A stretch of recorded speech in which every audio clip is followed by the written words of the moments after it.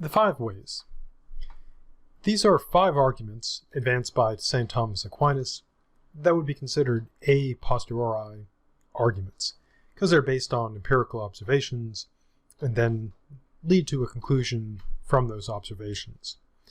Now he's making use of arguments developed by our good dead friend Aristotle and some of Aristotle's Muslim and Jewish commentators.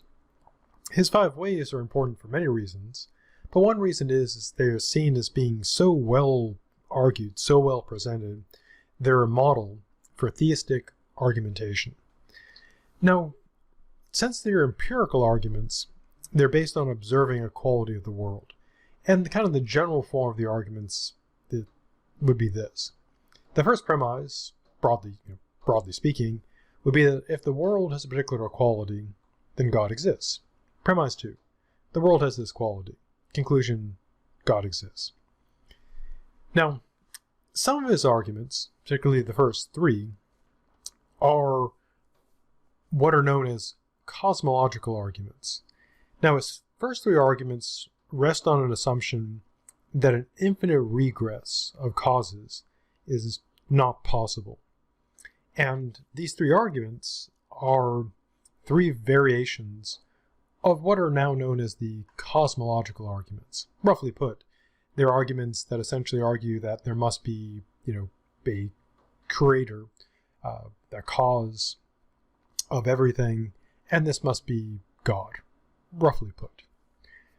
So, what is the first way? Well, the first way is this, the way of motion. Aquinas says, it is evident and certain that some things are in motion.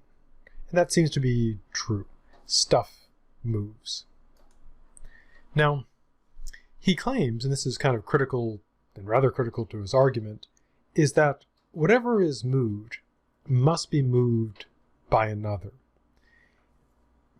How? Why? Well, he claims that nothing can be moved except it is in potentiality to that towards which it is moved. Going back to what we talked about with the potential and actual, he's claiming that in order to move, something, roughly put, must have the potential to move. And a thing moves inasmuch as it's in act, that it's acting, and it's got actuality.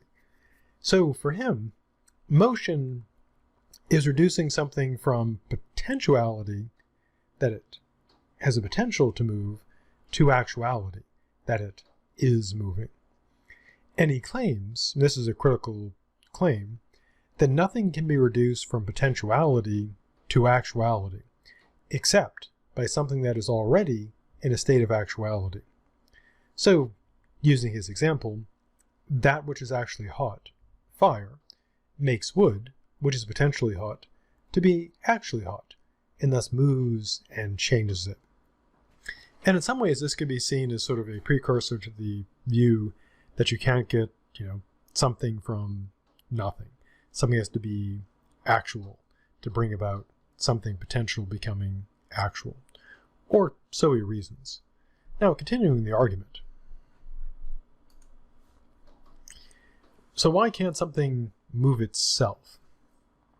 Well, he claims it is not possible for the same thing to be at once in actuality and potentiality in the same respect, but only in different respects. So what is actually hot cannot simultaneously be potentially hot, but it can be, in fact is, simultaneously potentially cold. Now, it's important here not to regard being able to be like hotter or colder as not having something actually. So something is actually hot, yes, unless it's the hottest thing of all, it could get hotter, but it's actually hot, but it could be hotter. Likewise with cold. If something's cold, it's actually cold, and true, yes, it could get colder, or but that doesn't make it not actually cold. So it does allow that something could increase or decrease. It's that if something is actually something, it's not potentially that. It could be more that, like in the case of hot or cold, but being actually something means that it's not potentially that thing or quality. So for him, it is impossible that in the same respect and in the same way, a thing should be both moved and mover. That is, that it should move itself. So, whatever is moved must be moved by another. So at this point, he's argued to his satisfaction that whatever is moved must be moved by something else. So how are we going to get from that to God? Well, here's the step where we get to God. What he does is run a infinite regress argument. He claims this cannot go on to infinity. Why not? Well, if it did, we'd have an infinite regress, which he talked about in the introduction to this section. If it went on to infinity, there'd be no first mover, there'd be no other mover, and the reason for this is because subsequent movers move only in so much as they are moved by the first mover, as a staff moves only because it's moved by the hand. So, there must be a first mover that is not itself moved, and this everyone understands to be God, at least according to Thomas Aquinas. And that takes us to the end of the first way. Next up, of course, is the second way.